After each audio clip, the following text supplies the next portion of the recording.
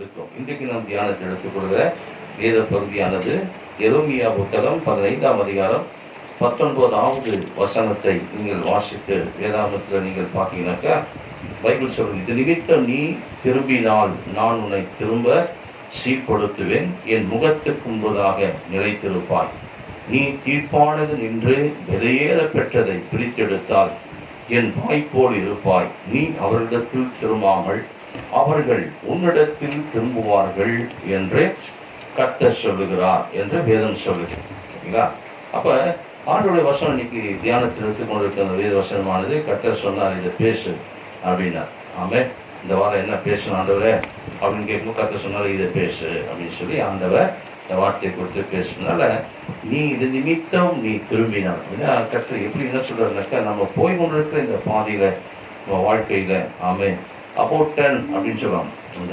இந்த ராணுவத்தில் இந்த போலீஸ்லாம் ட்ரைனிங்லாம் லெஃப்ட் ரைட்னு போட்டா என்ன பண்ணுவாங்க, திடீர்னு அபவுட் 10 அப்படின்னா என்ன பண்ணான், டக்குன்னு என்ன பண்ணோம், இந்த இடத்துல இருந்து திரும்பினோம்.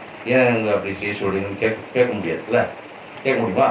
ஏன் அபவுட் 10 சொன்னீங்க அப்படின்னு சொல்லி போலீஸ் அதிகாரி பார்த்து என்ன பண்ண முடியாது, ஆமாம் ட்ரைனிங் எடுக்கிறவங்க கேட்க முடியாது. சரி, அந்த மாதிரி வேதத்தில் பார்க்கும்போது கதை சொல்கிறாரு, இது நிமித்தம் நீ திரும்பினால் நான் உன்னை திரும்ப சீர்படுத்துவேன், என் முகத்துக்கு முன்பதாக நீ நிலைத்திருப்பாய் என்று சொல்லி ஆண்டவர் சொல்றார். அப்ப நாம கர்த்தர்கிட்ட திரும்புவதாய் நாம் இருக்கணும், நம்முடைய வாழ்க்கையை ஆராய்ந்து பார்த்துள்ளா இருக்கணும். அப்ப இந்த நாள் நம்முடைய வாழ்க்கையில நிதானிக்கிற நாளாக இருக்கு. இன்னைக்கு உலகம் முழுவதும் கொள்ளை நோய் ஆட்டி படைத்து கொண்டு இருக்கிற காலத்துல நாம் இருக்கிறோம். அதனால ஆண்டவர் சொல்றாரு, நீ திரும்பினால் நான் உன்னை திரும்ப என்ன பண்ணுவேன், சீர்படுத்துவேன். சீர்படுத்துனா என்ன அர்த்தங்க சொல்லுங்க? இப்போ ஏதாவது ஒன்று கடையில் கொடுத்து இது கொஞ்சம் ரிப்பேர் ஆகி போச்சு, இது என்ன பண்ணுங்க கொஞ்சம் சீர் பண்ணி கொடுங்க அப்படின்னு சொல்லி என்ன பண்ணுவான், கொடுப்போம். வண்டி ஸ்டார்டிங் டேபிள் ஆச்சு என்ன பண்ணுவான், ஒர்க் ஷாப்பில் கொண்டு போய் கொடுத்து கொஞ்சம் சீர் பண்ணி கொடுங்க அப்படின்னு கொடுப்போம். அப்படிதானங்க சொல்லுங்க? சீர்படுத்துன்னு என்னது, கர்த்தர் நல்லா தாங்க ஓடுது வண்டி, ஆனால் என்ன இல்லை கொஞ்சம் ஏதோ ஒரு ஸ்டார்டிங் டேபிள் பேர் ஏதோ ஒன்று கர்த்தருக்கு எதெல்லாம் பண்ணிட்டு இருக்குது, ட்ரபிள் பண்ணிட்டு இருக்குதுல்ல, அதான் சொல்கிறேன் ஆண்டவர். அந்த மாதிரி இருக்கிற சூழ்நிலை என்ன பண்ண சொல்கிறேன்னா, சீர்படுத்துன்ற, நீ திரும்புன்றார் ஆண்டவர். நீ திரும்பினா நான் உன்னை என்ன பண்ணுவேன், சீர்படுத்துவேன், என் முகத்துக்கு முன்பதாக நீ நிலைத்திருப்பாய் அப்படின்னு சொல்லி ஆண்டுடைய முகத்துக்கு முன்பதாய் நம்ம நிலைத்திருக்கணும்னாக்கா நம்மளை என்ன பண்ணணும், கர்த்தர்கையில ஒப்பு கொடுக்கணும். ஆண்டவரே இந்த நாளில் நான் எங்களை சீர்படுத்துங்க அப்படின்னு ஒப்பு கொடுக்கணும். ஒப்பு கொடுக்கும்போது கர்த்தர் என்ன பண்ணுவார், நம்மளை அவருக்கு ஏற்ற காரியமாக நம்மளை சீர்படுத்துகிற தேவனா இருக்கிறார். அதனால வேதத்தில் சொல்றார் ஆண்டவர், நான் உன்னை திரும்ப சீர்படுத்துவேன் என்று சொல்லி கர்த்தருடைய வசனத்துல ஒரே ஒரு சாய்ஸ் தான் கர்த்தர் இன்னைக்கு உலகம் முழுதும் அவருடைய பிள்ளைகளுக்கோ தேவனை ஏற்றுக்கொள்ளாதவங்களுக்கோ கொடுக்குற விஷயம் என்னன்னாக்கா, மனம் திரும்பு அப்படின்றார். என்ன சொல்றாரு, மனம் திரும்பு, மனம் திரும்பினாதான் நம்ம என்ன உண்டு, வாழ்வு உண்டு. ஒரே ஒரு சாய்ஸ் தான், வேற சாய்ஸ் உலகத்தில் இல்லை. அதே அதிகாரத்தில் நீங்கள் எரேமியா புத்தகத்தில் 15 அதிகாரம் முதல் வசனத்தை நீங்கள் கவனிச்சு பார்த்தீங்கன்னாக்கா, பைபிளில் அதே அதிகாரத்தில் நீங்கள் 15 அதிகாரத்தில் முதல் வசனத்தை நீங்கள் பார்த்தீங்கன்னா, கர்த்தர் என்னை நோக்கி, எரேமியாவை நோக்கி, மோசேயும் சாமுவேலும் என் முகத்துக்கு முன்பதாக நின்றாலும் என் மனம் இந்த ஜனங்கள் பட்சமாய் என்ன பண்றது சாராது, இவர்கள் என் முகத்தை விட்டு புறப்பட்டு போகும்படி இவர்களை துரத்தி விடு அப்படின்றார். என்ன சொல்றாரு, என் முகத்துக்கு முன்பாக அவங்க நிற்கக்கூடாது. சில சொல்லுவாங்க, ஏதாவது பிரச்சனை சொன்னாங்க, முகத்துக்கு முன்னாடியே நிற்காத, ஓடிடு, அதோட ஓடிடு அப்படின்னு. என்ன சொல்லுவாங்க, என்னங்க அதோட ஓடிடு, முகத்தை என்ன பண்ணத, முகத்தை பார்க்க, முகத்துக்கு முன்னாடி நிற்காத அப்படின்னு சொல்லுவாங்க. அந்த மாதிரி கர்த்தர் சொல்றாரு, முகத்துக்கு முன்னாடி நிற்காத, இவங்களை ஓடட்டும். சாமுவேல் என்கிட்ட முன்னாடி வந்து நின்னாலும் சரி, மோசே வந்து நின்னாலும் சரி அப்படின்றார். ரெடியா சொல்லாமா? ஏன்னா மோசே வந்து கர்த்தர்கிட்ட என்ன பண்ணுவாங்க, ஜனங்களுக்காக பரிந்து பேசினவங்க, கர்த்தருடைய இறக்கத்துக்காக பரிந்து பேசினவங்க. கர்த்தர் ஜனத்தின் மேல அவருடைய வார்த்தையெல்லாம் கேட்டு கிருபையை வைத்தார். சாமுவேல் வாழ்க்கையும் அதே தான், ஜனத்துக்காக பரிந்து பேசுகிறது, ஜனத்துக்காக தீர்க்கதரிசனம் உரைக்குது. தான் முதல் பேசபா வரைக்கும் அவர் தான் சமஸ்த இஸ்ரவேலுக்கு தீர்க்கதரிசனம் உரைத்த ஒரு மனிதன். ஆமென். மோசே வந்து 70 லட்சம் மக்கள் நடத்தின ஒரு மனுஷன். அப்ப ஆண்டவர் வந்து சொல்றாரு, இந்த மோசையும் சாமுவேலினா கூட என் மனம் உங்களை விட்டு திரும்ப அதை உங்களை என்ன பண்ணி, முகத்தை விட்டு உங்களை என்ன பண்ண துரத்தி விடு என்று சொல்லி ஆண்டவர் சொல்றாரு. அதனால நீ திரும்பினால் நான் உன்னை திரும்ப என்ன பண்ணுவேன், சீர்படுத்துவேன் என்று சொல்லி ஆண்டவர் சொல்றார். ஆக இன்னொரு அதிகாரத்தை நீங்கள் பார்த்தீங்கன்னாக்கா, எசேக்கியேல் 14ஆம் அதிகாரம் 12 14 வருஷம் வரைக்கும் வாசிக்கும் போது அங்க 3 பேரை குறிப்பிடுற. யாரை குறிப்பிடுறாருனாக்கா, தானியேல், யோபு, நோவா. ஆமே. அப்ப இவங்க மாத்திரமே அதை சொல்றாரு. இந்த உலகத்தில் நடந்து கொண்டிருக்கிற இந்த உலகத்துல நடந்து கொண்டிருக்கிற சூழ்நிலை மத்தியில இப்படிப்பட்ட மனிதர்கள் மாத்திரம் தப்புவார்கள் என்று சொல்லி வேதம் நமக்கு போதிக்கிறது. தானியேல், யோபு, நோவா போன்ற மக்கள் மாத்திரமே தப்புவார்கள் என்று சொல்லி கர்த்தர் சொல்றார். அப்ப 12ஆம் வசனத்தை நீங்க வாசித்தீங்கன்னா 14ஆம் அதிகாரம், எசேக்கியேல் 14ஆம் அதிகாரத்துல 12வது வசனத்தை எடுத்தவங்க நீங்க வாசித்தீங்கன்னா கர்த்தருடைய வார்த்தை எசேக்கியேலுக்கு உண்டாகி, மனுபுத்திரனே, ஒரு தேசம் எனக்கு விரோதமாக துரோகம் பண்ணி கொண்டே இருந்து, என்னங்க, ஒரு தேசம் எனக்கு முன்பதாக எனக்கு விரோதமாய் துரோகம் பண்ணி கொண்டே இருந்து பாவம் செய்தால் நான் அதற்கு விரோதமாக என் கையை நீட்டி அதன் அப்பம் என்னும் ஆதரவு கோலை ஒழித்து அதன் பஞ்சத்தை அனுப்பி மனுஷரையும் மிருகங்களையும் அதில் இராதபடிக்கு நாசம் பண்ணுவேன். அப்பொழுது நோவா, தானியேல், யோபு ஆகிய 3 புருஷரும் அதன் நடுவில் இருந்தாலும் அவர்கள் தங்கள் நீதியினால் தங்கள் ஆத்துமாக்களை மாத்திரம் தப்புவிப்பார்கள் என்று கர்த்தராகிய ஆண்டவர் சொல்லுகிறார். அப்ப என்ன சொல்றாரு இந்த இடத்துல? நீங்க வேதத்தை நல்லா கவனிச்சு பார்த்தீங்கன்னாக்கா, ஒரு தேசம் எனக்கு முன்பதாக பாவம் செய்தால், துரோகம் செய்தால், புரியுதுங்களா? பாத்தீங்களா? அப்ப ஆண்டவர் இந்த இடத்துல பேசுறார். ஒரு தேசம் எனக்கு முன்பதாக துரோகம் செய்து கொண்டே இருந்தால், பாவம் செய்தால், அதற்கு விரோதமாக என்னுடைய என்ன பண்ணுவேன்? கையை நீட்டி அதன் அப்பம் என்னும் ஆதரவு கோலை நான் என்ன பண்ணுவேன்? முறிப்பேன் என்று தேவன் சொல்றார். அதனால இந்த செய்தி யாருக்கு? இந்த நிமித்த நீ திரும்பினால் நான் உன்னை திரும்ப சீர்படுத்துவேன், என் முகத்தும்பதாக நிலைத்திருப்பாய், நீ தீர்ப்பானில் நின்று விலையேற பெற்றதை பிரித்தெடுத்தால் என் வாய் போல் இருப்பாய், நீ அவங்களிடத்தில் திரும்ப மாட்ட, அவங்க தான் உங்ககிட்ட என்ன பண்ணுவாங்க? திரும்புவாங்க, கர்த்தர்கிட்ட திரும்புவாங்க உன்னை பார்த்து அப்படின்னு சொல்லி ஆண்டவர் இந்த இடத்துல சொல்றார். அப்ப இது யாருக்கு இந்த செய்தி அப்படின்னு கேட்டீங்கன்னா, இந்த உலகத்தில் இருக்க தீர்க்கதரிசிகளுக்கு, ஊழியக்காரர்களுக்கு, விசுவாச பிள்ளைகளுக்கு, அவருடைய ஜனத்துக்கு, அவருடைய ஜனங்கள் அல்லாதவங்களுக்கு, இப்படி எல்லாருக்கும் கொடுக்கிற 750 கோடி இந்த உலகத்தில் இருக்கிறாங்கனாக்கா அத்தனை மக்களுக்கும் கொடுக்கிற ஒரு செய்தி தான் இந்த செய்தி. நீ என்னிடத்துல திரும்ப அப்படின்றார். அப்ப நீ திரும்பினா உங்களை என்ன திரும்புவோம்? சீர்படுத்துவேன் அப்படின்றார். அப்படி சொல்லிட்டு சொல்றாரு. இந்த பழைய ஏற்பாட்டுல எசேக்கியேலாம் பாத்தீங்கன்னாக்கா ஒரு கண்டிப்பாய் பேசுறது நீங்க பார்க்கலாம். தானியேல், யோபு, நோவா போன்றவர்கள் அவர்கள் ஆத்துமாக்களை மாத்திரமே தப்புவிப்பார்களை தவிர மற்றவர்கள் என்ன பண்ண முடியாது?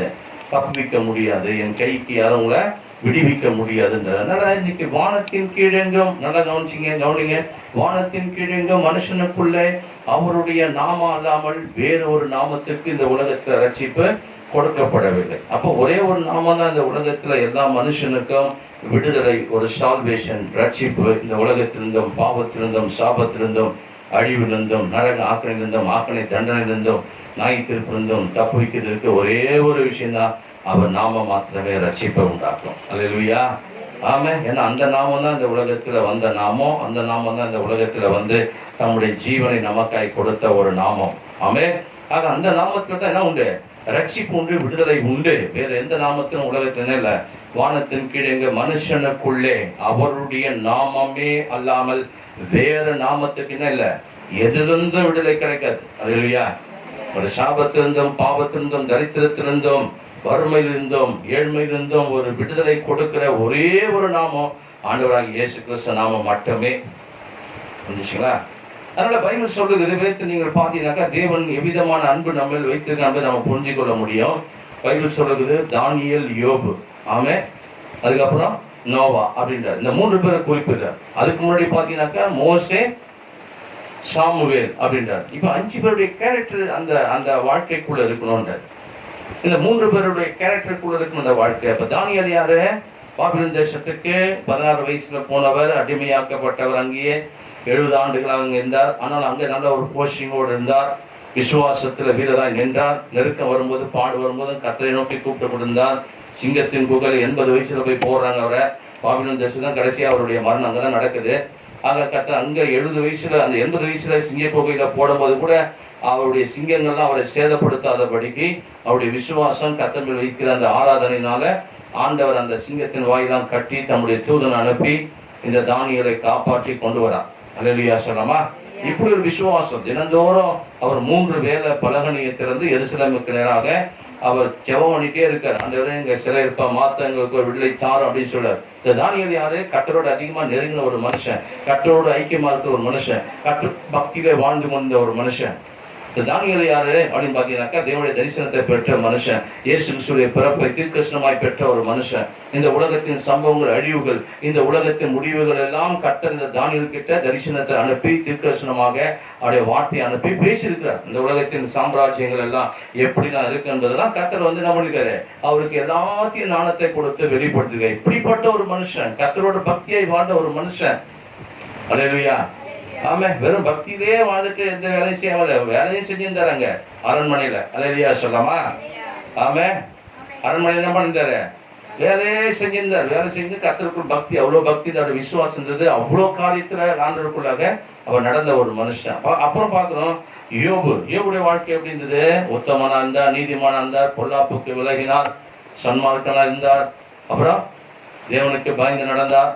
இப்படிலாம் நடக்குது. நல்ல செல்வாக்கா இருந்தார், வசதியா இருந்தார், ஒட்டகங்கள், ஆடுகள், வேலைக்காரங்க எல்லாம் இருக்கிறாங்க. ஒன்றும் குறையில இருக்கு. ஒரு நாள் எல்லாம் போயிடுச்சு. அவருடைய சொந்த பிள்ளைகள் 10 பிள்ளைகள் இறந்து போனார்கள். என்னாச்சு, மனைவி வந்து தூஷிக்கிறார். ஜீவனுள்ள தேவன் இல்லைன்னு சொல்லிட்டு உன்னுடைய ஜீவனை விடு, இதுக்கப்புறம் அவர் மேல நீ நம்பிக்கை அந்த என்ன பிரயோஜனம் அப்படின்றார். யாரு? நிறைய வேலைக்காரங்க, ஒட்டகங்க, ஆடு மாடு, செல்வாக்கு, பணம், ஆமே, எல்லாத்தையும் பார்த்து இப்ப எல்லாம் ஓட்டாண்டி ஆயிடுச்சுல. அதனால வந்து என்ன சொல்றாங்க, வந்து சொல்லுங்க, நல்லா இருக்கும்போது எல்லாம் மச்சிருப்பாங்க கணவரை, இல்ல நிறைய புரிஞ்சிருப்பாங்க, எல்லாமே போயிட்டு ஆயிடுச்சு. உன்னை கட்டிக்கு என்னத்தையா நான் கண்டேன், எல்லா சொத்தும் அழிஞ்சு போச்சு, பிள்ளைங்கெல்லாம் 10 பிள்ளைங்க அதுவும் போயிடுச்சு. இல்லை நீயும் வியாதியில வந்து சாம்பல உட்காந்து ஓட்ட செஞ்சுனுக்குற, ஓட்ட எடுத்த காயத்தையும் கொப்பளத்தையும் சொல்லினுக்குற. இதுக்கப்புறம் என்ன நம்பிக்கை வச்சுருக்கிற ஆண்டவர்கிட்ட? போதும் நீ வச்ச நம்பிக்கைலாம், இதோட உங்க நம்பிக்கை முடிச்சுக்கோ. ஜீவன் உள்ள தேவனே இல்லைன்னு சொல்லிட்டு நீ செத்துடு அப்படின்றாங்க. என்னன்னு சொல்லி சாவணுமா? உயிரோடு இருக்கிற தேவன் உயிரோடு இல்லை அப்படின்னு சொல்லி என்ன பண்ணோம், நீ செத்துடு அப்படின்னா. இப்படி அவருடைய பக்தி. ஆனா அவர் சொன்னார், அவரு தேவன் கொடுத்தார், எல்லாத்தையும் எடுத்தார். அவர் நாமத்துக்கு மகிமை, அவருக்கு நன்றி, தேங்க்ஸ் ஆண்டவருக்கு. அல்லேலூயா சொல்லலாமா? நம்ம சொல்லலாமா? இந்த மாதிரி எல்லாம் கொடுத்துட்டு ஒன்றும் இல்லாமல் உட்காந்தா ஆண்டவரே ரொம்ப தேங்க்ஸ் ஆண்டவர்னு சொல்லுவோமா? அல்லேலூயா. அந்த யோபு மனைவி போல் தான் பேசுவோம்ல, அப்படிதானே? ஒன்றும் இல்லை, போய் ஜீவன் இல்லை தேவன் இல்லை போயா அப்படின்னுவோம்ல. அப்ப சொல்ற ஆண்டவர் தானியேல் போல, யோபு போல, நோவா போல. நோவா யாரு? கர்த்தருக்கு முன்பதாக இருந்தவர்களுக்குள்ளே. யாருக்குள்ள? இருந்தவர்களுக்குள்ள. யார் இருந்தா?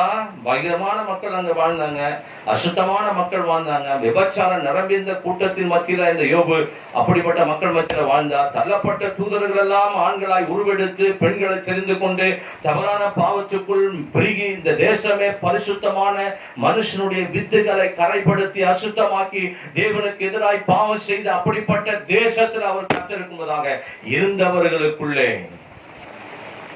எப்படி வாழ்ந்தார்? அவரு நீதிமானாய் உத்தமனாய் வாழ்ந்தார். அவர் இருந்தவர்களுக்கு. அதுதான் ரொம்ப முக்கியம். இன்னைக்கு உலகம் எப்படி போய் கொண்டிருக்குது, எவ்வளவு பாவங்கள் பெருகி கொண்டிருக்குது, எவ்வளவு சாபங்கள் பெருகி கொண்டிருக்குது, என்னென்ன அந்த உலகத்தில் அநியாயங்கள் நடந்து கொண்டிருக்குது. அதன் மத்தியில உன் வாழ்க்கையை தேவன் பார்க்கிறார். நீ எப்படி நடக்கிற? பைபிள் சொல்லுகிறது, தானியேலை போல, யோபு போல, நோவா போல, சாமுவேலை போல, மோசே போல என் முகத்துக்கு நின்றாலும் அவர்கள் ஆத்மா மாத்திரமே இந்த உலகத்துல தப்புவிக்கும், வேற ஆத்மாக்கள் இந்த உலகத்துல தப்புவிக்காது என்றார் ஆண்டவர். அல்லேலூயா. அவர்கள் ஆத்மா மாத்திரமே இந்த உலகத்துல தப்புவிக்க, வேற ஆத்மா இந்த உலகத்துல தப்புவிக்க முடியாது என்று சொல்லி பைபிள் அவர் சொல்றார். நல்ல பைபிள் நீங்க வசனத்தை நல்லா கவனிச்சினாக்க கர்த்தர் சொல்றாரு, எனக்கு விரோதமாய் ஒரு தேசம் பாவம் செய்து கொண்டே இருந்தால், ஆமே, எனக்கு விரோதமாய் ஒரு தேசம் பாவம் செய்து கொண்டே இருந்தால், எனக்கு விரோதமாய் துரோகம் பண்ணி கொண்டே இருந்தால், அதுக்கு அப்பம் என்னும் ஆதரவு கோலை சொல்லுங்க. உணவெல்லாம் கர்த்தர் ஒரு வழியாக்கிட்டா ஆகுதுங்க. எல்லாம் இப்ப மறுபடியும் உத்தரப்பிரதேசத்துல மறுபடியும் என்ன பண்ணுது, வெட்டிக்கிளி ஃபுல்லா வந்து அதை ஃபுல்லா நிரம்பி இருக்கிற தானியத்தெல்லாம் சாப்பிட ஆரம்பிச்சிச்சு. இப்போ யாராலும் ஒன்றும் செய்ய முடியாது. என்ன பண்ணாலும் தடுக்க முடியாது. அதுதான் பொறுக்கிட்டு இருக்குது. ஒரு பக்கம் கொள்ளை நோய், ஒரு பக்கம் அப்பம் என்னும் ஆதரவு கோலை முறித்து கொண்டிருக்கார். காரணம் என்ன? ஏன் நடக்குது? கொரோனா கொள்ளை நோய்னா எதை எவனோ ஒருத்தவன் அந்த நாட்டிலேருந்து அனுப்பி விட்டாங்கல்ல பரவிச்சு அப்படின்னு சொல்லிட்டு சரி ஓகே. இந்த வெட்டுக்கிளி எந்த நாட்டிலேருந்து பரப்பி விட்டாங்க? புரியுதுங்களா? புரியல, மக்களுக்கு புரியல என்ன நடக்குது, ஏன் நடக்குது, எதனால் நடக்குது. ஒரு தேசம் கர்த்தருக்கு விரோதமாய் துரோகம் செய்து கொண்டிருந்தால், பாவம் செய்து கொண்டால், அப்பம் என்னும் ஆதரவு கோலை நான் முறிப்பேன், அவளுக்கு பஞ்சத்தை அனுப்புவேன் என்றார் ஆண்டவர். அல்லேலூயா. இந்த பஞ்சத்திலிருந்து தப்பிக்கணும்னா ஒரே ஒரு விஷயம் தான், ஒரே ஒரு சாய்ஸ் தான் உண்டு. மனம் திரும்ப, என்னிடத்தில் திரும்பினால் நான் உன்னை சீர்படுத்துவேன் என்றார் ஆண்டவர். என் முகத்தை உனக்கு நான் மறைக்க மாட்டேன் என்றார் ஆண்டவர். அல்லேலூயா. ஆமென். நீ தீர்ப்பானு திருப்பணும் என்றார். விலையேறப்பட்டதை நீ திருப்பணும் என்றார் ஆண்டவர். வேதத்தில் நீங்கள் பார்த்தீங்கன்னா ஆண்டு ஒவ்வொரு விஷயமும் ரொம்ப அற்புதமாய் பேசி கொண்டிருக்காங்க. அதனால தேவன் நம்ம மேல் அன்பு வச்சிருக்காருனாக்கா அவர் அளவுக்கு அதிகமான அன்பை இந்த உலகத்துல மனுஷன் மேல் வைத்திருக்கிறார். அல்லேலூயா. 700 கோடி தப்பு வைக்கணும்னா 700 கோடியும் கர்த்தருக்கு சொந்தமானதான் கர்த்தர் விரும்புகிறார். ஒருவரும் பாதாளத்துக்கும் நரகத்துக்கும் போனோன்னு கர்த்தர் விரும்பல. பாதாளம் நரகமும் யாருக்காக படைக்கல? மனுஷனுக்காக படைக்கவே இல்லை. பிசாசாவுடைய தூதர் கூட்டத்துக்கு தான் கர்த்தர் என்ன பண்ணிருக்காரு? பாதாளத்தையும் நரகத்தையும் படைச்சு வச்சிருக்காரு. மனுஷனுக்கெல்லாம் படைச்சு வைக்கவே இல்லை. அதெல்லாம் புரிஞ்சிச்சிங்களா? இவங்களா போய் என்ன பண்றாங்க? அவங்க கூட சேர்ந்துன்னு அதை தெரிந்து கொள்றாங்க. ஜாக்கிரதை. புரியுதுங்களா? ஜாக்கிரதை. அதனால கர்த்தர் சொல்றாரு, எச்சரிக்கையா இரு அப்படின்றாரு. இதெல்லாம் நடக்கும், பூமி எதிர்ச்சி நடக்கும், கொள்ளை நோய் வரும், ஆமே, கலகங்கள் வரும், விசுவாச துரோகம் வரும், இதெல்லாம் நடக்கும்ன்றார் ஆண்டவர். ஆமே. ஜீவனுள்ள தேவனை விட்டு விடு அப்படின்னு சொல்லி யோபு சொல்றது போல யாராவது எழும்புவாங்க. இங்க கூட இருக்கவங்களே எழும்புவாங்க. எங்க இருக்கார் ஆண்டவர்? சும்மா ஆண்டர்னு போய் அதான் வேலையை பாருங்க, வேற ஏதாவது வேலை இருந்தா பாருங்கன்னு. ரொம்ப ஜாக்கிரதை. அந்த வார்த்தைலாம் யாருடைய வார்த்தை? யோபு மனைவி வார்த்தை போல வந்து யோசிக்கணும் நீங்க. அல்லேலூயா.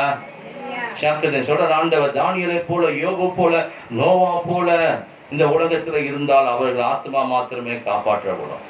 ஆனாலும் கர்த்தருடைய அன்பு இந்த உலகத்தில் எப்படிப்பட்ட அன்பா இருக்குதுனாக்கா, எரோமியால சொல்றார் 18ஆம் அதிகாரத்துல 1ல நீங்க வாசித்தீங்கன்னாக்கா 6 வரைக்கும் ஆண்டவர் எரோமியா கிட்ட கூப்பிட்டு சொல்றார், குயவன் வீட்டுக்கு போன்றார். குயவன் வீட்டுக்கு போய் என் வார்த்தையை நாங்க என் வார்த்தையை நான் உங்களுக்கு சொல்லுவேன் அப்படின்னு. குயவன் வீட்டுல போனா என்ன வார்த்தை கிடைக்க போகுது? குயவன் அந்த என்ன பண்ணிருப்பான்? அந்த சக்கரத்துல வச்சு சொல்லுங்க, ஒரு நல்ல ஒரு பானையோ ஒரு பொருளையோ என்ன பண்ணுவான்? செய்து கொண்டு இருப்பான். சேரெல்லாம் மண்ணெல்லாம் பிசைஞ்சு தண்ணியை ஊற்றி அதுக்கு சரியான அளவில் என்ன பண்ணுவான்? அந்த காரியத்தை செய்வான். அப்படிதானங்க? அப்போ கர்த்தர் சொல்றாரு, எரோமியா கூப்பிட்டு நீ எங்கே போவான்? குயவன் வீட்டுக்கு போ, அங்கே என் வார்த்தை என்ன பண்ணுவேன்? வெளிப்படுத்துவேன் சொல்லி நீ எழுந்து குயவன் வீட்டுக்கு போ, அங்கே என் வார்த்தைகளை உனக்கு தெரிவிப்பேன். அப்படியே அவன் குயவன் வீட்டுக்கு போனான். இதோ அவன் திரிகையினாலே வளைந்து கொண்டிருந்தான் என்று சொல்லி பைபிள் சொல்லுது. அப்போ அந்த ஒரு மனுஷன் என்ன பண்றானாக்கா திரிகையினால ஒரு பாத்திரத்தை செய்துட்டே இருக்கிறான். இவர் போய் என்ன பண்றாரு? எரோமியா போய் அவன் செய்கிற பாத்திரத்தை பார்க்கிறார். புரியுதுங்களா? அவன் என்ன பண்றான்? திரிகையில சக்கரம் இருக்கா, நடுவில் என்ன பண்ணுவாங்க? மண்பாண்டங்களை செய்வாங்க. அவன் இஷ்டத்தான் செய்வாங்க. யாராவது நீ இப்படிதான் செய்யணும்னு சொல்லி என்ன பண்ண மாட்டாங்க? குயவன்கிட்ட வந்து சொல்ல மாட்டாங்க. குயவன்கிட்ட வந்து இந்த மாடலில் தான் செய்யணும், இந்த அளவில் தான் சொல்ல மாட்டாங்க. அவர் என்ன பண்ணுவார்? அவர் செய்துதான் பாத்திரம் இல்லை, அப்படிதானங்க? சொல்லுங்க. ஒரு கடையில் போயிட்டு ஏன் இந்த போனலாம் இருக்குதுன்னு கேட்க முடியாது. அவ்வளோதான், இதான் இருக்குது அப்படின்வாங்க. புரிஞ்சிச்சுங்களா? அந்த மாதிரி குயவன் வந்து அங்கே வந்து என்ன பண்ணுற? திருகினால் வளைந்து கொண்டிருக்காரு. இவர் போய் பார்க்குறாரு. பார்க்கணுன்னே அது என்ன ஆயிடுச்சுனாக்கா திடீர்னு அவர் கையில் வந்து அது வளைஞ்சி கொண்டு இருந்த அந்த பானை ஒழுங்காக வராமல் கெட்டு போச்சு. மறுபடியும் என்ன பண்றாரு? அந்த குயவன் அந்த பார்வையை அது மேல் கவனமாக வைக்கிறார். மறுபடியும் அதை சரி பண்றார். மறுபடியும் அதை குழைக்கிறார். மறுபடியும் அதை புதிய பாத்திரமாய் வடிக்கணும்னு சொல்லிட்டு அதை செய்கிறார். அப்படி சொல்லிட்டு அவர் சொல்றார், ஆண்டவர் இதை மாதிரிதான் இஸ்ரவேல் மக்கள் என் கையில் இருக்கிறார்கள், அவன் கள்ளி மண்ணை போல இருக்கிறார்கள். ஆகவே நான் அவர்களை திருத்தி புதிய பாத்திரமாய் நான் அவங்களை வளைய போகிறேன்னு சொல்லி ஆண்டவர் சொல்றார். அப்ப இந்த செய்தி தான் இன்னைக்கு நமக்கும் இதே செய்தி தான். கர்த்தர் வந்து கெட்டு போனதை திரும்பவுமாக அவர் தூக்கி எறிகிற தேவன் அல்ல, திரும்பவுமாக அதை மறுபடியும் வளைந்து கொள்ளுகிற தேவனாக இருக்கிறார். அதனால்தான் திரும்புன்றார் ஆண்டவர். அல்லேலூயா. அதனால்தான் திரும்ப. ஆதியாகமம் 33ஆம் அதிகாரத்துல பாத்தீங்கன்னாக்கா ஏதோம் தோட்டத்தில் ஆதாம் பாவம் செய்து கர்த்தருக்கு விரோதமாய் கீழ்ப்படியாமல் போய் அந்த அப்பத்தை ஆண்டவர் சொன்ன அந்த கனியை புசிக்கான்னு சொல்லும் போது அவர் ஏன் புசித்தன்னு கேட்கிறார் ஆண்டவர். நான் விளக்கின கனியை நீ புசித்தாயோ அப்படின்னு கேட்கிறார். அல்லேலூயா. அப்படின்னு அர்த்தம். உனக்கு நான் விதித்த அந்த சட்டம் நீ அதை விலைக்கின கனியே புசிக்காதன்னு தான் உனக்கு ஒரே ஒரு சட்டம் தான். ஒன்றும் பெருசாக ஒன்று சட்டம் கத்து நம்ம பட்டியல் போட்டு இதெல்லாம் கை கொள்ளு அப்படி ஆதாம் அப்படின்னு சொல்லி ஆண்டு சொல்லலை. ஒரே ஒரு சட்டம் தான், விலைக்கின கனி என்ன பண்ணத புசிக்காத அப்படின்னு சொன்னாரு. வேற ஒரு சட்டம் அங்க கொடுக்கல ஆண்டவங்க. அல்லேலூயா சொல்லலாமா? ஆமே. ஜீவன் காலம் எல்லாம் வாழக்கூடிய நித்திய ஜீவனை அவர்கள் நித்தியமாய் வாழக்கூடிய வாழ்வை பெற்ற அந்த மக்கள் தான் கர்த்தருக்கு கீழ்ப்படியாமல் போயினா வச்சுனாக்கா தங்களுடைய நிர்வாணத்தை பார்க்கறதுக்கு அவங்களுக்கு ஷையா இருந்தது. அல்லேலூயா சொல்லலாமா? ஆமே. வெட்கப்பட்டு போய் அத்தி மரத்தின் கீழாக அவர்கள் அந்த இடத்துல ஒளிந்து கொண்டார்கள் சொல்லி பைபிள் சொல்லுகிறது. அப்ப கர்த்தர் தேடி வரார். பகலில் குளிர்ச்சியான வேலையில அவர் பார்க்கிறார், ஏதும் தோட்டத்தை உலாவுற சத்தத்தை ஆதாம் கேட்கிறார். இந்த சத்தம் கேட்கறதுக்கு ஆதாம் காதுக்கு சத்தம் கேட்குது. அல்லேலூயா சொல்லலாமா? இவர் கீழ்ப்படியாமல் போனா கூட சத்தம் கேட்குது. நல்லா புரிஞ்சுங்க, அதான் இங்க ரொம்ப முக்கியமான ஒரு விஷயம். இவங்க கீழ்ப்படியாமல் போய் தேவ மகிமை இழந்து நித்திய வாழ்வை இழந்து அந்த தோட்டத்துக்கு பின்னாடி அங்க இருக்கிற அந்த அத்தி மரத்துக்கு பின்னாடி போய் கீழே ஒளிஞ்சிருக்கிறாங்க. சத்தம் மாத்திரம் கேட்குது. அல்லேலூயா. நீ தேவனோடு வாழ்ந்து விலகி போனா கூட, தூரமா போனா கூட உனக்கு சத்தம் மாத்திரம் கேட்டுக்கிட்டே இருக்கு. அதான் மனசாட்சியின் குரல். சில சொல்லுவாங்கல்ல, எங்க மனசாட்சியின் பிரகாரம் வாழ்றங்க. மனசாட்சி எல்லாருக்கும் தேவன் கொடுத்திருக்கிறார். யாருக்கு? ஆண்டுடைய பிள்ளைகளுக்கு மாத்திரம் இல்ல, எல்லா பிள்ளைகளுக்கும் தேவன் மனசாட்சியின் பிரமாணத்தை கொடுத்திருக்கார். குற்றம் உண்டு குற்றம் இல்லை என்கிற அந்த மனசாட்சியின் பிரமாணம் எல்லாருக்கும் தேவன் கொடுத்திருக்கிற ஒரு பிரமாணமா இருக்கிறது. பாத்தீங்களா? அப்ப இங்க ஆண்டவர் வந்து கூப்பிடுறாரு, தேடுறாரு. ஆதாம் எங்க இருக்கிறேன்னு கேட்கிறாரு. கர்த்தாவே, உம்முடைய சத்தத்தை கேட்டு நான் ஒளிஞ்சு நிற்கிறேன். அந்த சத்தம் மட்டும் கேட்குது. கீழ்ப்படியாமல் போன அவருடைய வாழ்க்கையில் அந்த மகிமெல்லாம் இழந்து சரீரம் நிர்வாணப்பட்டு அவர் அவமானப்பட்டு அவர் ஒளிந்து கொண்டிருக்கும் போது கூட கர்த்தருடைய சத்தம் கேட்குது காதுல. அல்லேலூயா சொல்லலாமா? ஆமே. நீ கர்த்தரை விட்டு தூரமா போய் ஒளிந்து கொண்டாலும் கர்த்தருடைய சத்தம் உனக்கு கேட்டுக்கொண்டே இருக்கும்.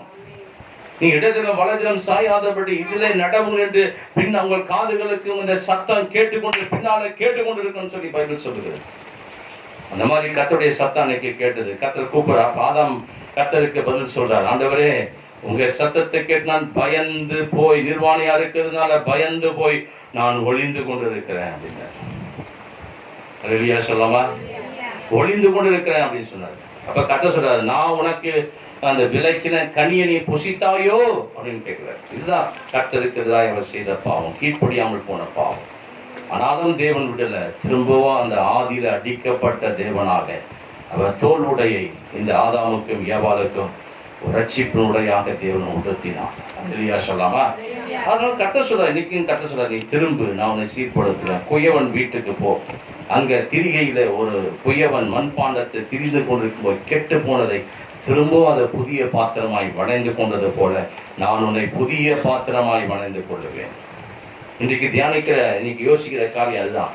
அதனால மறுபடியும் நீங்க அந்த வசனத்தை வாசினாக்க, எரேமியா புத்தகம் 15ஆம் அதிகாரம் 19வது வசனத்தை நீங்க எடுத்து வேதாகமத்துல வாசித்து பார்த்தீங்கன்னாக்க தேவனுடைய வசனம் சொல்லுகிறது. எடுத்து வாசிப்போம். 15ஆம் அதிகாரம் எரேமியா புத்தகம் 19வது வசனத்தை மீண்டுமாக வாசிப்போம். இது நிமித்தம் நீ திரும்பினால் நான் உன்னை திரும்ப சீர்படுத்துவேன், என் முகத்துக்கு முன்பாக நிலைத்திருப்பாய். தீர்ப்பானது நின்று விலையேற பெற்றதை பிரித்தெடுத்தால் என் வாய் போல் இருப்பாய். நீ அவர்களிடத்தில் திரும்பாமல் அவர்கள் உன்னிடத்தில் திரும்புவார்கள் என்று கர்த்தர் சொல்லுகிறார். பாத்தீங்களா? அப்ப கர்த்தருடைய வசனம் எப்படி வருது பாருங்க. அப்ப இன்னைக்கு நம்ம கர்த்தர் நம்மளை சீர்படுத்தணும்னு எத்தனை விரும்புறீங்க? கர்த்தாவை என்னை சீர்படுத்தணும், எங்க சபையை சீர்படுத்தணும், விசுவாச மக்களை சீர்படுத்தணும், எங்க ஊழியக்காரர்களை சீர்படுத்தணும். நாம எல்லாரையும் சீர்திருத்துகிற காலம் தான் இது. அதனால தான் கர்த்தர் சொல்றாரு, நீ திரும்பணும் என்ன பண்ணுவேன்? உன்னை சீர்படுத்துவேன், என் முகத்துக்கு முன்பதாக நீ இருப்பாய். தீர்ப்பானதை நீ என்ன பண்ணும்? தீர்ப்பானது நின்று விலையேறப்பட்டதை நீ பிரித்தெடுந்தார். எது தீர்ப்பானது? தீர்ப்பானது என்ற வார்த்தைக்கு அர்த்தம் என்ன அப்படின்னாக்க, அநேக காரியங்கள் நீங்கள் தெரிந்து கொள்ளலாம். தீர்ப்பானது விலையேறப்பட்டது என்ன பண்ணும்? பிரித்தெடுக்கணும்ன்ற ஆண்டவர். அல்லேலூயா. அந்த வசனத்தை மறுபடியும் வாசிக்கிறேன்.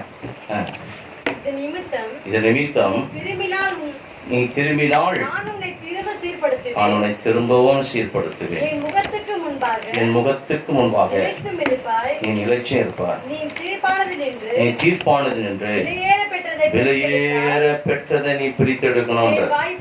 என் வாய் போல இருப்பா என்று சொல்லி பைபிள் சொல்லுங்க. அதனால எது இன்னைக்கு தீர்ப்பானது அப்படின்னாக்கா, பிரித்தெடுக்கிற காரியம் அப்படின்னு கேட்டீங்கன்னாக்கா, கீழ்த்தரமான சாத்தானுடைய பழக்கம் உடையவர்கள்.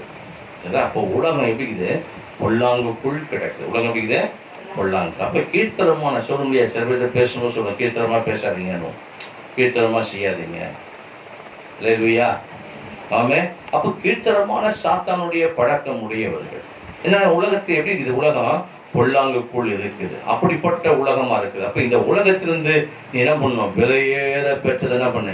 பிரித்திடு அப்படின்னா. விலையேற பெற்றது இது ஆத்துமாக்கள் கத்திருக்கும்போதாக விலையேற பெற்றதா இருக்கிறது. அப்ப இந்த விலையேற பெற்றதை என்ன பண்ண வேண்டுமா? பிரித்தெடுக்கிற ஒரு அபிஷேகத்தை, அந்த ஊழியத்தை தேவன் அவருடைய பிள்ளைகளுக்கு எல்லாருக்கும் கொடுக்குறாரு.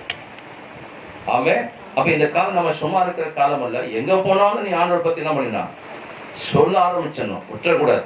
அல்லேலூயா. ஏன்னா அன்னைக்கு தீர்ப்பான என்று என்ன பண்ணணும்? நீ பிரித்தெடுக்கணும். விலையேற பெற்றது ஆத்மாக்கள். ஒரு ஆத்மா கூட கெட்டு போகணும் யார் சித்தம் இல்லை, தேவ சித்தமே இல்லை. எல்லாரும் மனம் திரும்பணும் தான், எல்லாரும் ரட்சிக்கப்படணும், எல்லாரும் பாதாளத்துக்கு போகணும்னு தேவன் விரும்பல. நல்லா பண்ணுங்க. அல்லேலூயா சொல்லாமா? ஆமா. ஆனாலும் என்ன பண்ணாங்க இன்னைக்கு ஜனங்க? தேவனை விட்டுட்டு பாதாளத்தையும் நரகத்தையும் வேதனையும் தெரிந்து கொள்வதா இருக்கிறாங்க. கீழ்ப்படியாமல் போகிறாங்க. அதான் சொல்ல, விளக்கப்பட்ட கனியை புசித்தாயோ கேட்கிறார். நடந்த சம்பவத்தின்படி இன்னைக்கு என்ன பண்றாங்க? விலகி போய் கொண்டே இருக்காங்க, கீழ்ப்படியாமல் போய் கொண்டே இருக்காங்க. கர்த்தர் சொல்றாரு, கீழ்த்தரமான சாத்தானுடைய பழக்கம் உடையவர்களை, உலகம் பொல்லாங்குக்குள் இருக்கிற ஜனத்தை அவர் பிரித்தெடுக்க விரும்புகிறார். அல்லேலூயா. ஏன்னா அவருடைய புத்திரர்களாய் இருக்கும்படி. நாம யாரா? தேவனுடைய பிள்ளைகள் மாத்திரமல்ல, தேவனுடைய புத்திரர். எவர்கள் தேவனுடைய ஆவி நடத்தப்படுகிற அவர்கள் தேவனுடைய புத்திரர்களாய் நாம் இருக்கிறோம். சுவிசேஷத்தை அறிவிக்கிற புத்திரர்களாக. அல்லேலூயா. அப்ப இந்த சுவிசேஷத்துடைய பணி யார் கையில் இருக்குது அப்படின்னா, அவருடைய பிள்ளைகள் கையில் இருக்கிறது, அவருடைய ஊழியக்காரர்கள் கையில் இருக்கிறது, அவருடைய தீர்க்கதரிசிகள் கையில் இருக்கிறது. 5 விதமான ஊழியத்தை கொடுத்த அப்படிப்பட்ட ஊழியக்காரர்கள் கையில் இருக்குது, அவருடைய ஜனத்தின் கையில் இருக்கிறது. அல்லேலூயா சொல்லாமா? ஆமா. அதனால கதை சொல்ல, திருடன் திருடவும் கொல்லவும் அழிக்க வரான். யோவான் புத்தகம் 10ஆம் அதிகாரம் 10ஆம் வசனம் நீங்க வாசினாக்கா, திருடன் திருடவும் கொல்லவும் அழிக்க வரான், நானும் அவைகளுக்கு ஜீவனை கொடுக்க வந்தேன். எவைகளுக்கு? ஆடுகளுக்காக. ஆமே. நம்முடைய ஜனத்தை ஆடுகள் என்று சொல்லுகிறார். அப்ப இந்த ஆடுகளுக்காக ஜீவனை கொடுக்க, அது பரிபூர்ணப்படவும் நான் வந்திருக்கிறேன் அப்படின்னு தேவன் சொல்றார். நம்மளை கர்த்தர் எப்படி விரும்புறாரு, எப்படி எப்படி அடைக்க விரும்புறாரு? வசனம் சொல்லுகிறது, ஜீவனை கொடுக்க விரும்புறார். அதை பரிபூர்ண அடைய வந்தா. எந்த ஜீவனை? இழந்து போன அந்த ஜீவன். மனுஷனை ஜீவாத்மாவாய் மாற்றி கர்த்தர் ஜீவ சுவாசத்தை ஊதி அவனுக்குள்ள ஆத்மா என்ற ஒரு ஜீவனை வச்சிருக்கிறார். அல்லேலூயா. அந்த ஜீவன் பரிபூர்ணப்படுவதற்காக தேவன் வந்திருக்கிறார். அப்ப அந்த ஜீவன் கர்த்தருக்குள் மறுபடியும் அந்த இழந்த ஜீவன் திரும்ப பெறணும்னு சொல்லி, அந்த நித்திய ஜீவனை பெறணும்னு தான் கர்த்தர் சொல்றாரு, நான் அவைகளுக்கு ஜீவனையும் பரிபூர்ணத்தையும் நான் தருகிறேன் அப்படின்றார். திருடன் திருடவும் கொல்லவும் அழிக்கவும் வருகிறான் அன்றி வேறு ஒன்றுக்கும் வரான், நானும் அவைகளுக்கு ஜீவன் உண்டா இருக்கவும் அவைகள் பரிபூர்ணப்படவும் வந்திருக்கேன் அப்படின்றார். அப்ப இந்த ஆத்துமாக்கள் கர்த்தருக்கு நித்திய ஜீவனையும் பரிபூர்ணத்தையும் அதை பெற்றுக்கொள்ளணும் தான் நம்ம ஆண்டவராகிய இயேசு கிறிஸ்துவுடைய விருப்பமா இருக்கு. அதுக்காக தான் கர்த்தர் பண்ணாரு, இந்த உலகத்துல வந்திருக்கு. அதனால கர்த்தர் சொல்ற, வெளியேறப்பட்டது என்ன பண்ணு? நீ பிரித்தெடு, அப்போது என் வாய் போல இருப்பார். ஆமே. உங்க விசுவாசம் விலையேற பெற்றது. அப்படி நிறைய காரியம் நம்ம பார்க்கணும். விலையேற பெற்றதை குறித்து பார்க்கணும்னா ஒரு 2 காரியத்துக்கு நம்ம பார்க்கணும். 1 பேதுரு 1ஆம் அதிகாரம் 7ஆம் வசனம். அக்கினியினால பொன் சோதிக்கப்படுவது எப்படியோ அப்படியே உங்க விலையேற பெற்றிருக்கிற உங்க விசுவாசம். அப்ப பொண்ணு அப்படின்னா இன்னைக்கு விலை மதிப்பற்றதை, இன்னைக்கு தங்கனாக்கா மதிப்பு இல்லாம இருக்குது, அதை வாங்க முடியல. அப்படிதானே? என்னங்க? ஆமா. 1 கிலோ வெங்காயத்தை போல வாங்க முடியல இல்ல? சரி, வாசிங்க. வசந்த வாசிங்க. 1 பேதுரு புத்தகம் 1ஆம் அதிகாரம் 7ஆம் வசனம். அழிந்து போகிற பொண்ணு அக்கினியில சோதிக்கப்படும். அழிந்து போகிற பொண்ணு எதை சோதிக்கப்படும்? ஆமா, அதை கூட அழிந்து போகணுன்ற ஆண்டவர். அப்ப அழிந்து போகிற பொண்ணு எதுல சோதிப்பாங்க? அக்கினில. அதை எடுக்கும் போது கல்லு போய் தான் வரும். அதுக்கப்புறம் அதை அக்கினில போட்டதான் என்ன அது ஜொலிக்க ஆரம்பிக்கும். அதை உருகி என்ன பண்ணுவாங்க? எடுப்பாங்க. அக்கினில சோதிக்கப்படுவது போல அதை பார்க்கலாம். ஆமா, அதை பார்க்கலாம் இன்னும் மதிப்பு அதிகமா. எதுக்கு? உங்க விசுவாசம் சோதிக்கப்படணும் அப்படின்றார். அப்ப பாருங்க, அப்ப நம்ம விசுவாசம் கூட என்ன பண்ணோம்? சோதிக்கப்படணும்ன்றார் ஆண்டவர். சோதிக்கப்பட்டு இயேசு கிறிஸ்து வெளிப்படும் பொழுது இயேசு கிறிஸ்து அவர் வெளிப்படும் போது உங்களுக்கு என்ன உண்டாகணும்? புகழ்ச்சி உண்டாகணும், கனம் உண்டாகணும், மகிமை உண்டாக காணப்படணும். எது? உங்க விசுவாசம். அல்லேலூயா. எந்த சூழ்நிலை நான் விசுவாசமா இருந்த ஆண்டவரே அப்படின்னு சொல்லணும். அவங்க வந்து சொல்லணும், இந்த மகிமை உண்டாகணும், கனம் உண்டாகணும். அல்லேலூயா. நான் கொஞ்ச நாள் ஆண்டுட்டு இருந்தா என்ன பண்ணிட்டேன்? விசுவாசம் இல்லாமல் போயிட்டேன் அப்படிலாம் சொல்லக்கூடாது ஆண்டுட்டு. அல்லேலூயா சொல்லாமா? ஆமே. திரும்பி போற பாத்திரத்தையும் திரும்ப மறுபடியும் என்ன பண்றாரு? புதிய பாத்திரமாய் வரைந்து கொண்டார் ஆண்டவர். பைபிள் சொல்லுகிறது. ஆனால் பைபிள்ல நீங்க பாத்தீங்கன்னாக்கா அவர் சொல்றாரு, உங்க விசுவாசம் வெளியேற பெற்றது, அது கனத்தையும் மகிமையும் அடையக்கூடியதான் இருக்கிறது. ஆமே. அதுக்கு மகிமை உண்டாகணும், கனம் உண்டாகணும். வெளியேற பெற்றது, தங்கத்தை விட வெளியேற பெற்றது எது? உங்க விசுவாசம். அது சோதிக்கப்படும். அப்ப சோதனை வரும்போது என்ன பண்ணுறது? நம்ம விலகிடக்கூடாது. அல்லேலூயா சொல்லாமா? சகோதரிக்கு எத்தனை சோதனை வந்தது, ஹாஸ்பிட்டலுக்கு போனாங்க, ஜீவனே போகிற கண்டிஷனு. ஆனாலும் கர்த்தர் அவர் மறுபடியும் ஒரு புதிய ஜீவனை கொடுத்திருக்கிறார். இல்லையா? அதுதான் தேவன் செய்தார். விசுவாசத்தை எந்த சூழ்நிலை நம்ம விட்டுடவே கூடாது. அல்லேலூயா. விசுவாசத்தை விட்டுக்கூடாது. ஏன்னா விசுவாசம் சோதிக்கப்படும். சோதனை தாங்கவும் அதுக்கு தப்பு வைக்கவும் வழியும் போக்கி உண்டாக்குனார். ஆபிரகாமுக்கு உண்டாக்குனாரா? பிள்ளையை கொண்டு வந்து பலி செலுத்தினாரா? என்னாச்சு? 13 வயசு பிள்ளைய இவர் நேராக போய் மோரியா மலைக்கு, அங்கே குறிக்கப்பட்ட மலைக்கு மேலே போய் பலி செலுத்துக்கு ஏறும்போது எல்லாத்தையும் கொண்டு போய் பலிபடத்தில் வச்சு தகன பலியாக செலுத்தணும். அவ்வளோதான். தலையை வெட்டி என்ன பண்ணோம்? கர்த்தருக்கு பலி செலுத்தணும். என்னாச்சு? அந்த நேரத்தில் கூப்பிட்டு பேசுகிறார் ஆண்டவர். பயங்கரமாக ஆண்டவர் கீழ்ப்படிங்க. அப்புறம் என்னாச்சு? ஆண்டு வாக்கு கொடுக்குறார், நீ ஜாதிகளுக்கெல்லாம் தகப்பன் அப்படின்னாரு. அதனால தான் இன்னைக்கு விசுவாச தகப்பன் நிற்கிறார். யாருக்கு?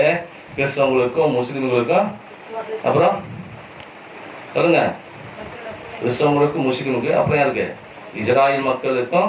விசுவாச தகப்பன் யாரு? யூதர்களுக்கு. ஆபிரகாம் விசுவாசத்தின் தகப்பன நிற்கிறாரு. பாத்தீங்களா? அப்ப அந்த மாதிரி ஒரு சோதனை காலத்திலும் பேர் பெற்ற ஒரு மனிதனாக அவர் வாழ்ந்தார். அதுதான் இன்னைக்கு நமக்கும் ஆபிரகாமுடனே ஆசீர்வதிக்கிறார் விசுவாசத்தின் மார்க்கத்தார்களை. பாத்தீங்களா? அப்ப வெளியேற பெற்றதை நீ பிரித்தெடுக்கிற ஜனமா இருக்கும்படி கர்த்தர் அழைக்கிறார். ஆமே. இன்னொரு வெளியேற பெற்ற காரியத்தை குறித்து பைபிள் சொல்லுது. 1 பேதுரு அதே பகுதியில 1:19 அவர் சொல்றாரு, எது அதோட வெளியேற பெற்றதுன்னு சொல்றாரு. வாசிப்போம்.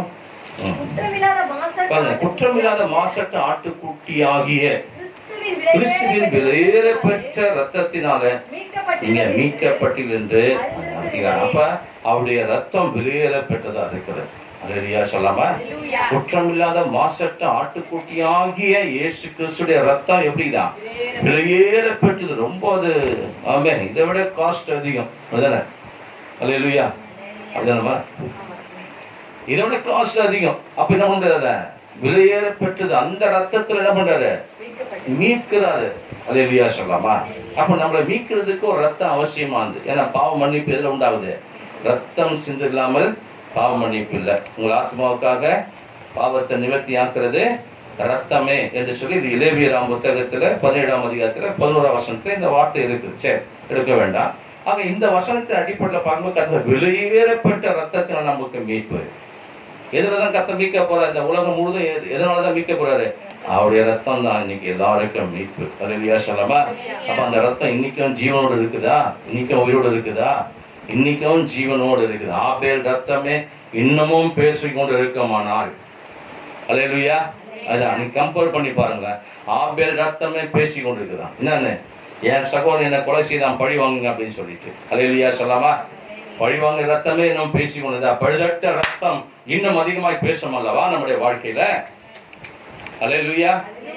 எல்லா மனிதரும் இன்னைக்கு மன்னிக்கிற ரத்தமாக இயேசு கிறிஸ்து ரத்தம் வெளியேற பெற்ற ரத்தமாய் இருக்கிறது. ஆமே. அதான் கர்த்தர் சொல்றார், வெளியேற பெற்றதை ஆத்துமாக்கள் கர்த்தருக்கும் வெளியேற பெற்றதா இருக்கு. அதை என்ன பண்ணு? நீ பிரித்தெடு. எதுக்காக பிரித்தெடுக்கணும்னா பரம ராஜ்யத்தை அடையும்படிக்கு அதை பிரித்தெடுண்டார். பல்லவ ராஜ்யத்தை குறித்து தேவன் புதிய ஏற்பாடு ஒரு கதை சொல்லுகிறார். நீங்க எடுத்து 13ஆம் அதிகாரத்துல மத்திய புத்தகத்தை 47 நீங்க வாசித்தீங்கன்னாக்கா பல்லவ ராஜ்யத்தை குறித்து ஒரு ஓமைகளை அவர் சொல்லுகிறதை நீங்கள் பார்க்கலாம். எடுத்து வாசிப்போம். அன்றியும் பல்லவ ராஜ்யம் கடலில் போடப்பட்டு சகல விதமான மீன்களையும் சேர்த்து வாரிக்கொள்ளுகிற வலைக்கு. பாத்தீங்களா? அப்ப கடல்ல போடுற ஒரு வலையானது எல்லாமே தான் அதுல மாட்டோம். எல்லா மீனும் அது என்ன ஆகும்? என்னென்ன மீன் இருக்குதுங்க? பேர் சொல்லுங்க. நிறைய சங்கரா மீன் இருக்குது, வாழை மீன் இருக்குது, வஞ்சர மீன் இருக்குது, நெத்திலி மீன் இருக்குது, அப்புறம் கார மீன் இருக்குது, காரம் கானங்கத்தம் இருக்குது, பாறை மீன் இருக்குது, கிளிச்சை மீன் இருக்குது. இப்போ நிறைய நானே சொல்கிறேன் பாருங்க, நிறைய சாப்பிடுவீங்க. இல்லை இல்லை, பேர் தான் கேள்விப்பட்டிருக்கிறேன். அல்லேலூயா சொல்லாமா? ஆமாம், என் மகளுக்கு தான் ரொம்ப மீன் பிடிக்கும். ஆமாம், சோதரம். அது மாதிரி நிறைய மீன், அதோட மீன் மட்டும் மாட்டோம், அதில் எல்லாமே மாட்டோம் இல்லையா? ஒரு வலை போட்டாக்க நல்லதும் இருக்கும் கெட்டதும் இருக்கும். எல்லாத்தையும் வாரிட்டு வந்து என்ன பண்ண முடியாது, கூடையில் கொண்டு போய் கொட்டி எல்லாத்தையும் விற்க முடியாது. அதில் பிரித்து எடுத்தா என்ன பண்ணணும், அதை செய்யணும். அப்போ என்ன பண்ணுறாரு அந்த மீனவர், என்ன பண்ணுறாங்க, மீன் பிடிச்சிட்டு வராங்க, கரையில் உட்காடுறாங்க, அதை மீனெல்லாம் ஆயிறாங்க, எல்லாத்தையும் பிரித்து எடுக்கிறாங்க. நல்லதை ஒரு பக்கம் கூடையில் கொட்டுறாங்க, கெட்டது என்ன பண்ணுறாங்க, தூக்கி எறிகிறாங்க. அந்த மாதிரி பைபிள் சொல்லுது, தொடர்ந்து வாசிங்களேன். அது நிறைந்த போது அது கரையில உட்கார்ந்து நல்லவைகளை கூடையில சேர்க்கிறாங்க, ஆகாதவைகளை எடுத்து போடுறாங்க.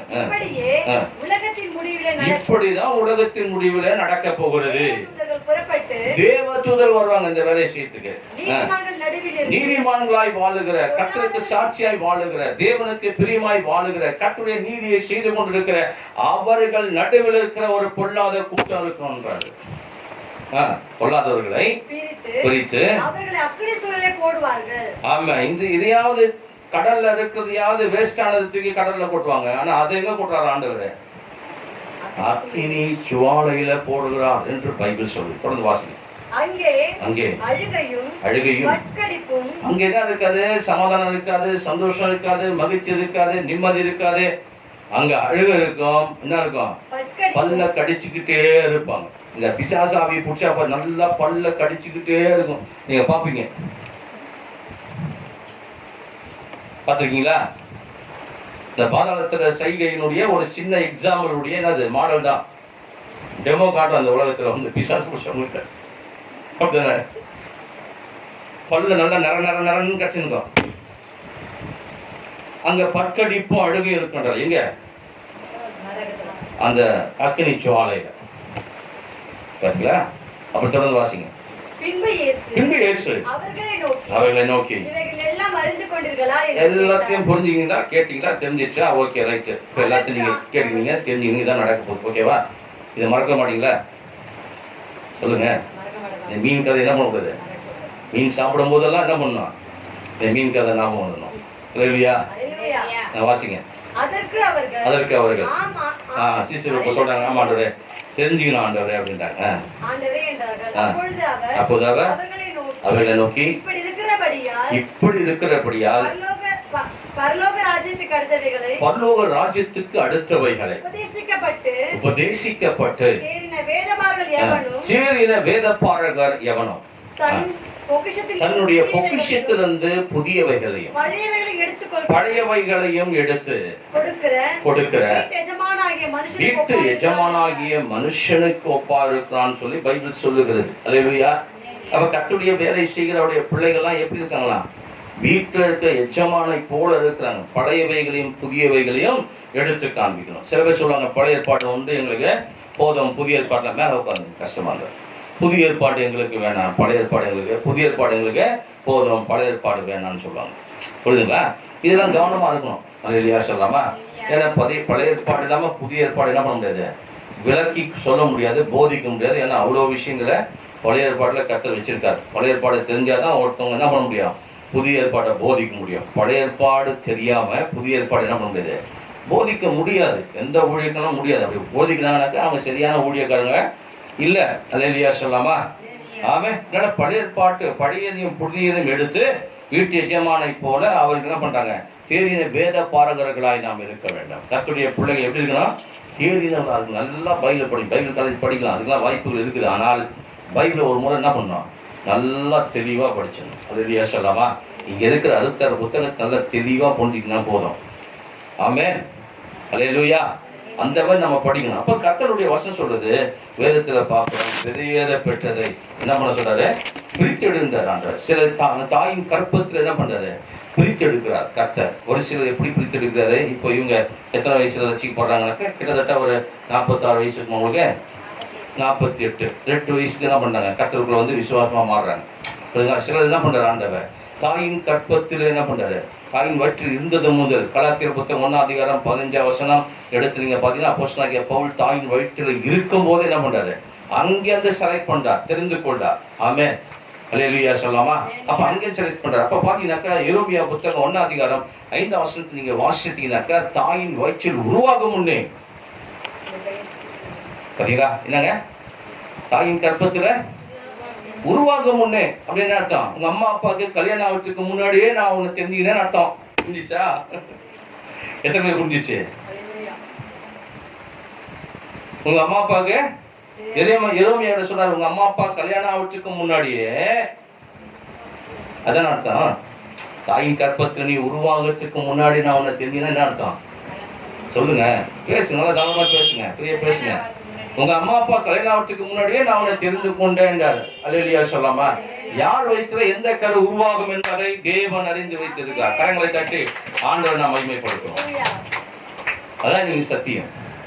கர்த்தர் சொல்ற, எரேமியா கிட்ட தாயின் கற்பத்துல உருவாகும் முன்னே நான் உன்னை தீர்க்கதரிசியாய் உன்னை தெரிந்து கொண்டேன் அப்படின்னு எரேமியா கிட்ட சொல்றாரு. பாத்தீங்களா?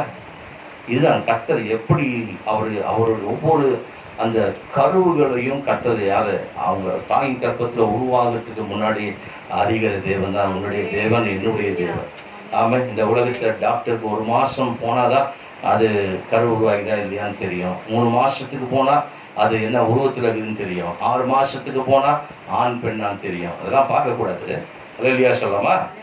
ஆமா, கர்த்தர் சித்தமானது கரெக்டா அது என்ன பண்ணும், பெற்றெடுக்க போறீங்க 10 மாசம் ஆனா. அல்லேலூயா. ஆமா, வேற ஒண்ணு என்ன முடியாது, கருவுல எதையும் செய்ய முடியாது.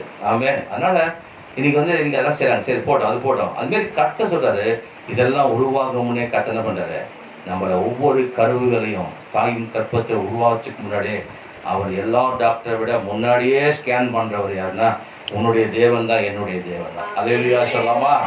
ஆமா, நீ தான் இந்த உலகத்துக்கு வரப்போறன்னு உங்க தாயின் தகப்பன் கல்யாணம் ஆகிறதுக்கு முன்னாடியே ஸ்கேன் பண்ணி வச்சிருக்கிறார் உன்னை.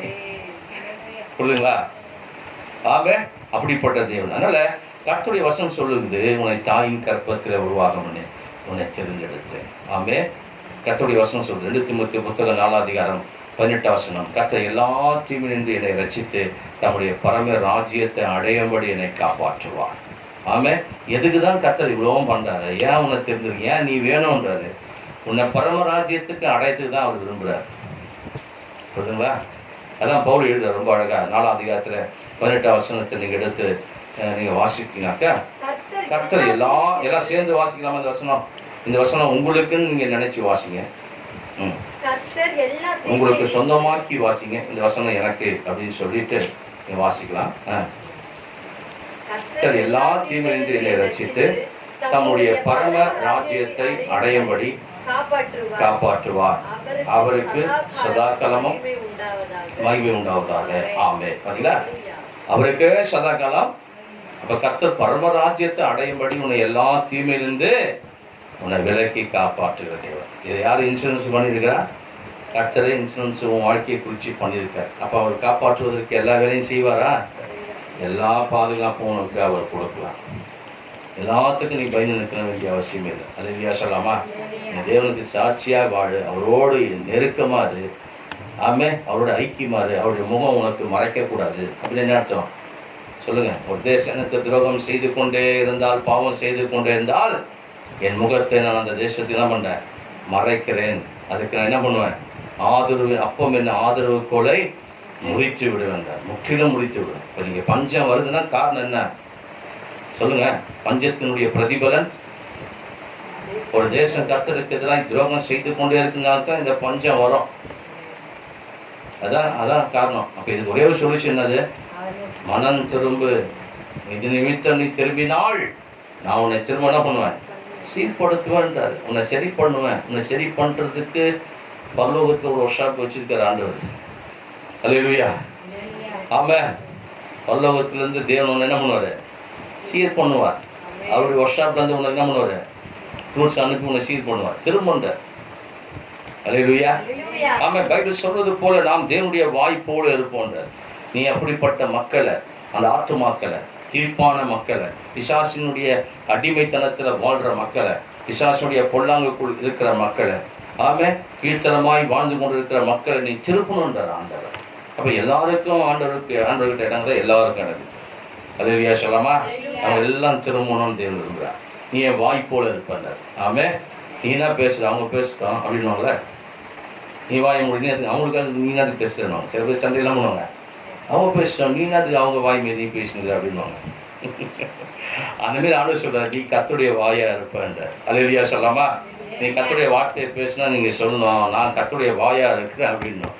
கர்த்தர் நேரடியாக வந்து சொன்னோம், நான் தான் அதுக்கு வாயாக இருக்கிறேன், என்ன பேச வைக்கிறாரு. அவன் அப்படி சொல்லணும். அல்லேலூயா சொல்லாமா?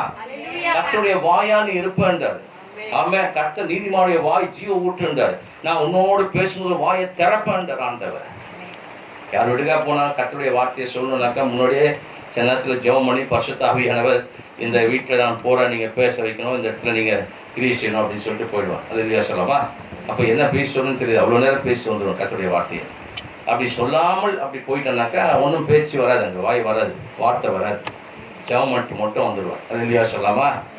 ஆமாம். பரிசுத்தாவியை சொல்லிட்டு உள்ளே போயிட்டேன்னா அங்கே பரிசுத்தாவியானவர் நடத்துகிற விதமே வேறு விதமாக நடத்துவான். ஆமாம். அதில் கர்த்தர் சொல்கிறார், நீங்கள் யார்கிட்டயா பேசணுமா கர்த்தருடைய ஆவியானவர்கிட்ட கேட்கணும். ஆவியானவரே என் வாய்கிட்ட என்ன பண்ணுங்க, என் வாயை உங்கள் வாயாய் மாற்றுங்க. அல்லேலூயா. என் வாயை மாற்றணும். ஆமாம், என் வாய் உங்கள் வாயாய் மாற்றி என்னை பேச வைங்க. உங்கள் வாயை நான் திறப்பேன், அவர்கள் உன்னிடத்தில் திரும்புவார்கள் அப்படின்ட்டா. யார் இடத்துல திரும்புவாங்க? உங்கள்கிட்ட திரும்புவாங்க. நீங்கள் வந்து அவங்ககிட்ட என்ன பண்ணுறாங்க, திரும்பணும் அவசியம் இல்லை, அவங்க உங்கள்கிட்ட திரும்புவாங்க. அல்லேலூயா சொல்லாமா? ஆண்டவர் பிள்ளைங்க எல்லாம் எங்கே திரும்பக்கூடாது? ஆமாம், யார்கிட்டயா இப்போ அந்த பக்கம் திரும்பிடக்கூடாது. அதனால சொல்ல, இடதிலும் வலதிலும் நீ சாயவே சாயாதன்ற, இதுவே வழியண்டியதில் நடவுங்க. அவங்க உங்ககிட்ட என்ன பண்ணுவாங்க, உங்ககிட்ட திரும்புவாங்கன்னா எங்கே திரும்புவாங்க? கர்த்தர் பக்கம் தான். உங்ககிட்ட திரும்புறதுலாம் எங்கே போவோம்? கர்த்தர்கிட்ட தான் போய் சேரப்போகுது. அல்லேலூயா சொல்லாமா? அப்போ உங்ககிட்ட திரும்புகிற நாட்கள் யார்கிட்ட போனோம்? பாதகத்துக்கு போகணுமா? பாதகத்துக்கு போயிடக்கூடாது. உங்ககிட்ட திரும்புகிற ஆளு. அல்லேலூயா சொல்லாமா? உங்ககிட்ட திரும்பினாலும் எங்கே போனோம்? பரலோகத்துக்கு போனோம். பரம வாசஸ்தலத்தை அடையணும். அல்லேலூயா. அதுதான் கர்த்தர் எல்லாத்தையும் நம்மளை விளைக்காரு. சரி, ஆண்டவர் இயேசு கிறிஸ்து இந்த உலகத்தில் வாழ்ந்த போது கவனித்தெல்லாம் பார்க்க சொன்னார். எதெல்லாம் கவனித்து பார்க்க சொன்னாரு சொல்லுங்க? பறவைகளை பாருங்கன்னாரு, காட்டு மலர்களை பாருங்கன்னாரு, அப்புறம் மலர்களை பாருங்கன்னாரு, காக்கையை கவனித்து பாருங்கன்னாரு. இப்போ இயேசு கிறிஸ்து சகோதரன் ஒருத்தர் இருந்தார், யாக்கோபு. அல்லேலூயா. அவர் என்ன எழுதியிருக்காருன்னு பார்ப்போம். அவர் சிலதெல்லாம் கவனிச்சு பாருங்க. யாக்கோபு புத்தகம் 3ஆம் அதிகாரம் 3-4 வசனத்தை வாசிங்க. யாக்கோபு 3ஆம் அதிகாரம் 3-4. இன்னொரு 5 நிமிஷத்தில் முடிச்சிடலாம், வாசிப்போம். 3ஆம் அதிகாரம் 3-4. பாருங்கள், குதிரைகள் நம்ம கீழ்ப்படியும்படிக்கு அவருடைய வாய்களில் வாயில கடிவாளம் போடுறாங்க. எதுக்கு? குதிரைக்கு அது கீழ்ப்படியதுக்கு வாயில என்ன பண்ணோம்? கடிவாளம் போடணும். அவைகளுடைய முழு சரீரத்தையும் திருப்பி நடத்துகிறோம். கப்பலையும் பாருங்க. ரொம்ப பெருசா இருக்குது கப்பல். ராணிமேரி கப்பலா? பெரிய கப்பல் உலகத்திலே தெரியல. எந்த கப்பல் பெரிய கப்பல்? சரி, நோவா கப்பல் அதோட பெருசுட்டாங்க. சரி, போட்டோம். அப்ப பார்க்கும்போது இந்த பெரிய கப்பலா இருக்குது, அதை திருப்பத்துக்கு பெரிய காற்று, கடும் காற்று வந்தாலும் அதை நடத்துறவன் போகிற திசைக்கு யோசிக்கிறான். எங்க போகணும் யோசிக்கிறானோ எதுவோ அவ்விடத்துக்கு நேராக ரொம்ப சின்ன சுக்கான் போதும், அது கப்பலையே திருப்பிடும் அப்படின்றார். பெரிய கப்பலை திருப்பத்துக்கு என்ன வேணும்? அதே மாதிரி இன்னொரு கப்பல் செய்யணும்ல, ஒரு சின்ன சுக்கான் போதும் அப்படின்றார். ஒரு பெரிய பஸ் ஓட்டுறதுக்கு என்ன தேவை? சின்ன ஸ்டியரிங் போதும். புரியுதுங்களா? அதுதான் இங்க விளக்குறாரு. பாருங்க, இப்படிலாம் பாருங்க, வாசிக்கணும். அப்படியே நாவு வந்து பாருங்க சிறியதா இருக்குது, உங்க அவயங்கள் அது எப்படி இது சின்னதா இருக்குது, இதுதான் உங்களை நடத்துகிறது. அப்படிதானே? நாவால் தானே படைக்கிறீங்க. சரி, வாசிங்க. நாவானது சிறிய அவயமா இருந்தோம், அது எப்படி பேசுமா? பெருமையானவைகளை பேசி கொண்டிருக்கும். தொடர்ந்து வாசிங்க. பாருங்க, சிறிய நெருப்பு, ஒரு சின்ன வத்தி பூச்சி நெருப்பானது ஒரு பெரிய காட்டையே என்ன பண்ணும்? கொளுத்தி விடும். இப்ப என்ன பண்ணோம்? மரம் காத்து அடிக்கும் போது காட்டுல வந்து 2 மரங்கள் உரசம் நெருப்பு உண்டாயிடும், காட்டையே கொளுத்திடும். ஒரு சிறிய நெருப்பானது காட்டையே கொளுத்துவது போல நாவும் நெருப்பு தான். அது அநீதி நிறைந்த உலகம் அப்படின்னு நம்முடைய அவயங்களை என்ன பண்ண, அந்த நாவு முழு சரீரத்தையும் பயன்படுத்தி என்ன பண்ணா? கரைப்படுத்தி ஆயுள் சக்கரத்தை கூட கொளுத்தி விடுகிறது. நரக அக்கினியினால் கொளுத்தப்படுவதாய் இருக்கிறது. ஆமா, அப்படி நரக அக்கினியில கொளுத்தப்படுதா இருக்குது நாவு அப்படின்றார். ஆயுள் சக்கரத்தையே அழிச்சிடும், உன் ஆயுஷையே அழிச்சிட நாவு. அவ்வளவு பொல்லாங்க இந்த உலகமா இருக்கு. இந்த சின்ன நாவு தான் உன் சரீரத்தையே நடத்துகிறது அப்படின்னு சொல்லப்பட்டிருக்கு. தொடர்ந்து வாசிங்க. சகலவிதமான மிருகங்கள், பறவைகளும், ஊரும் பிராணிகளும், நீர்வாழும் ஜந்துக்களும் ஆகியவெல்லாம் சுபாவம் மனுஷ சுபாவத்தில் அடங்குது. நாயை அதட்டினா என்ன பண்ணுவீங்க? யானை ஆடுறாங்களா? ஆடுறாங்க. எஜிபிஷன் போனா என்ன பண்றாங்க? சர்க்கஸ்லாம் எல்லா மிருகத்தையும் மனுஷன் என்ன பண்றான்? ஆடுறான். அதெல்லாம் என்ன பண்ற அப்படி அதிகாரத்துல அடங்கி இருக்கு. புரியுதுங்களா? அப்ப அந்த மாதிரி சொல்றாருங்க. அப்படி இருக்கிறது போல தொடர்ந்து வாசிங்க. அடக்கப்பட்டதும் உண்டு. நாவை அடக்க ஒரு மனுஷனால என்ன பண்ணதான்? அது அடங்காத பொல்லாங்குள்ளதும் சாவுக்கு ஏதுவான விஷம் நிறைஞ்சிருக்கிறது. அதனால நாம பிதாவாகிய தேவனை துதிக்கிறோம். தேவனுடைய சாயலாய் உண்டாக்கப்பட்ட மனுஷனை அதனால சபிக்கிறோம். துதித்தலும் சபித்தலும் ஒரே வாயிலிருந்து புறப்படுகிறது. ரெண்டுமே இப்படி புறப்படக்கூடாது அப்படின்றார். அல்லேலூயா. அப்ப நான் என்ன பண்ணோம்? ஆண்டவரே, என் வாய் என்ன பண்ணுங்க? கெட்ட வார்த்தை பேசாம காத்துக்கொள்ளுங்க. வீணான வார்த்தை பேசாம காத்துக்கொள்ளுங்க. என் நான் என்ன பண்ணுங்க? என் வாயை காத்துக்கொள்ளுங்க ஆண்டவரே அப்படின்னு ஜெபிக்கணும். அல்லேலூயா. பிசாசு என் வாயை என்ன பண்ணக்கூடாது? ஆளுகை செய்யக்கூடாது. நீங்க தான் என்னுடைய வாயை ஆளுகை செய்யணும் அப்படின்னு கேட்கணும். அல்லேலூயா சொல்லாமா?